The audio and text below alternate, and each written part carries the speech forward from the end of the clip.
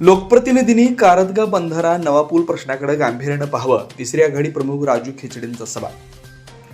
कारदगा भोज मार्गावरील दूधगंगा नदीवरील जुना पूल जीर्ण अवस्थेत पोहोचल्यानं पावसाळ्यात वारंवार पाणी साचून वाहतूक ठप्प होत होती. या समस्येवर कायमस्वरूपी तोडगा काढण्यासाठी सुमारे 12 कोटी रुपयांच्या निधीतून नवीन मोठ्या पुलाचं काम सुरू करण्यात आलं.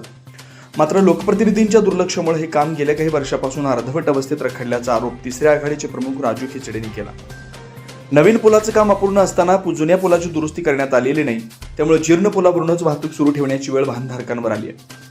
पुलाची अवस्था पाहता अपघाताचा धोका निर्माण झालाय. नागरिकांना जीव मुठीत घेऊन प्रवास करावा लागत असल्याचं चित्र आहे.